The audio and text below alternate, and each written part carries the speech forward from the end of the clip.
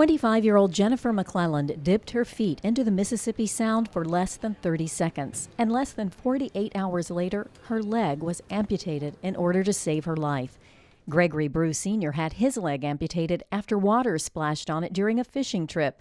Both were infected by Vibrio vulnificus bacteria from the Mississippi Sound in April. I'm thankful that I'm still alive, and I take it day by day.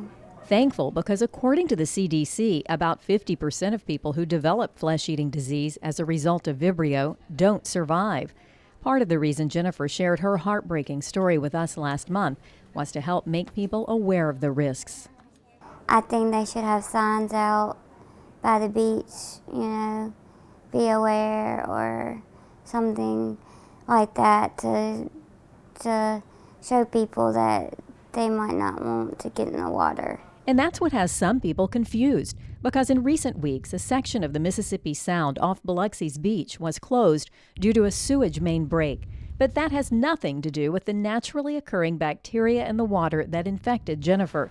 They are entirely separate issues. Yes, there are lots of Vibrios in here. Dr. Jay Grimes is a professor of marine microbiology at USM's Gulf Coast Research Lab. His lab has a contract with the DMR to test the waters, but only for certain bacteria. We base that testing on fecal indicator bacteria. In other words, bacteria that are associated with human and animal fecal wastes.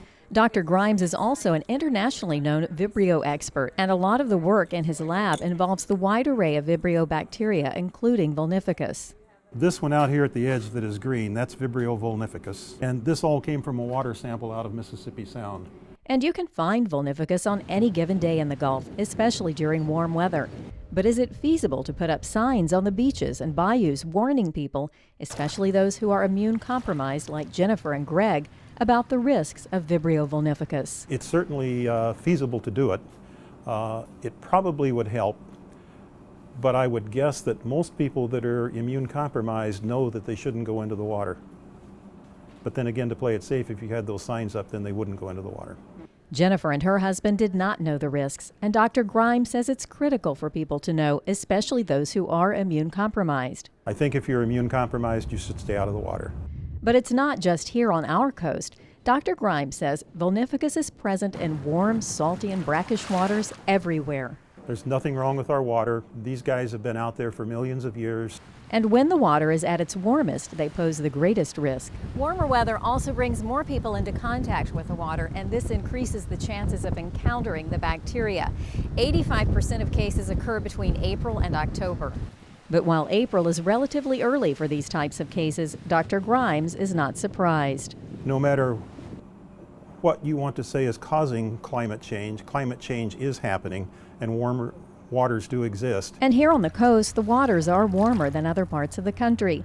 That's one reason we see more cases in Mississippi, Florida, Alabama, Louisiana, and Texas than other states.